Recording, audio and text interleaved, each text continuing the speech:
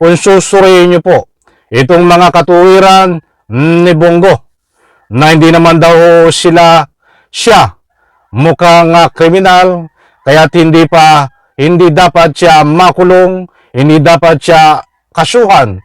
Mga kaibigan, nako po, ay kaya pala ho ito'y umiiyak, mga kaibigan, itong si Bongo.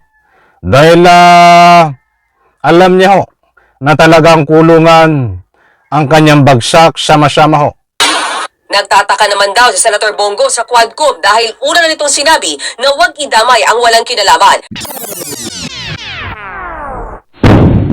Alright, welcome back to my YouTube channel. I'm Andy's Vlog. Nako, ay ito pa, mga kaibigan, isang umiiyak din. Ito nga si Senador Bongo. Dahil ayaw din hong makulong sa rihas na bakal.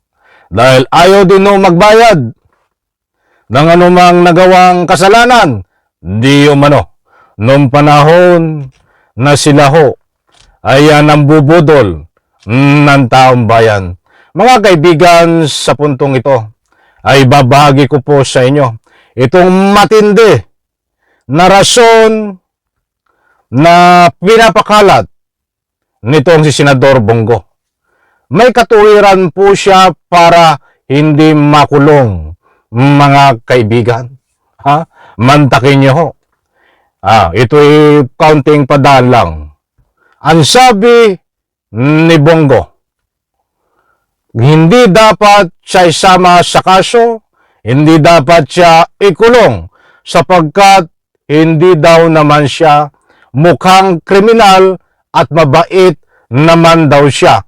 Mga kaibigan, naku po, tama po ba ang naririnig nyo? Mga mahal kong taga-subaybay, bago po tayo magpatuloy, gusto ko munang hingin ang inyong panig. Tama po ba? Ano po ang reaksyon nyo dito sa sinasabi ni Senador Bongo na wala siyang kasalanan, hindi dapat siya makulong dahil ang matibay niyang ebidensya ay hindi naman siya mukhang kriminal at babait daw naman siya. Reaksyon po, diyan ho sa comment section, inaanyayahan ko po kayo magbigay ng anumang public opinion. Matindi ho ito, mga kaibigan. Kaya't pag may pagkakataon po kayo, mga mahal kong taga-subaybay, samahan niyo po ako. Dito po sa ibabahagi ko po sa inyo dahil ibibigay ko sa inyo ang resibo. At marami pa ang iba na ibabahagi ko po sa inyo. Batambigyan po natin ng highlight ay ito namang mga ebidensya ni Bongo. Kung bakit siya umiiyak dahil wala daw siyang kasalanan. Nako, ay mas mabuti pa para lubos po nating maunawaan. Samahan niyo po akong pakinggan, unawain, mga mahal kung taga-subaybay. Shout out po sa lahat. Advance Merry Christmas. Ito ho. Nauumaya na ni PBBM sa DOJ ang rekomendasyon ng Quadcom na kasuhan si dating Pangulong Rodrigo Duterte at iba pa. Tingin naman ni Senator Bato de la Rosa, demolition job ito na may kaugnayan sa pagpapatalsik kay Vice President Sara Duterte. Nasa frontline ang balitang niya. Nandiyan na naman si Bato. Huwag na natin munang talakayan si Bato dahil natalakay natin na po kahapon. Kanina naman si dating Presidente Digong. But bigyan po natin ngayon naman ng pagkakataon na bigyan ng public opinion na nababatay dito sa mga katuwiran ni Bongo. Ay malakas ang ebidensya pala ni Bongo. Dahil daw siya ay hindi mukhang kriminal. Kaya dapat hindi siya makulong. Kaya dapat hindi siya kasuhan. Nako po, nananaginip ito ng gising. Sintu-sinturin pala ito. May Andas Baños. Ibibigay na ni Pangulong Bongbong Marcos sa kamay ng Department of Justice ang rekomendasyon ng House Quadcom na kasong crime against humanity laban kay dating Pangulong Duterte, Senador Bato de la Rosa, Senador Bongo at iba pa kaugnay ng drug war. The DOJ will look at it and see if there are it is time to file cases, what cases to file, how to produce the evidence that we will need to actually build the case up. So titignan pa yan. Paano na yan? Dating Presidente Digong, Bongo, at itong si Bato, ibibigay na kayo. Diyan po sa DOJ. Para na sa ganun ay magkaroon ho ng legal at tamang proseso at yan ang magbibigay daan sa inyo. Patuloy na matulog kayo diyan sa may rehas na bakal in one word ng makulong. Nako, usapang kulong. Kaya naman pala umiiyak itong si Senador Bato, itong si Bongo, itong si Digong. Mahirap ngang makulong. Lalong-lalo na ho dito sa Republika ng Pilipinas, walang VIP ho. Wag na po tayong magpatumpik-tumpik pa. Kung ano ang inyong tinanim, iyan din ang aanihin. Nag-aani na kayo ng tinanim ninyong kasamaan. Eto po, at ilalahad ko sa inyo itong mga pananaw, ebidensya nitong si Bongo. Senator de la Rosa hindi na nagulat sa rekomendasyon ng Kamara. They're moving heaven and earth talaga to make life difficult for us. Yun naman talaga yung gawin nila, kanilang akay. Talagang i-demolish ang Duterte at kanyang mga kalyado. Sige lang, harapin natin yan pag i-file na ng DOJ yung kaso niya. Harapin natin yan. Di harapin mo, titingnan po natin ito. Kung ano ang gagawin kapag nandiyan na ho ang tunay na warrant of arrest. Sigurado ito, natutulo na naman ng luha kapag aarestuhin na mga kaibigan. Dahil hindi pa nga ito kinukulong ay umiiyak lagi diyan sa Senado, mga kaibigan. Ito pa, mga mahal kong taga-subaybay. At kapana, panabik pa at marami pa nating matutuklasan. Sa tingin din ni De La Rosa, gusto daw gibain ng ilang kongresista ang kandidatura nila ni Senator Bongo sa bilang Pilipino 2025. Posibleng may kinalaman din daw ito sa impeachment ni VP Sara Duterte. Kapag kaming dalawa ni Senator Bongo ay hindi mananalo next year dahil na-demolish kami, ang gusto ngayon, wala nang harang dito sa Senado sa impeachment nila na gagawin kay VP Sara. So yun lang, tuloy-tuloy na sa nila ng mundo.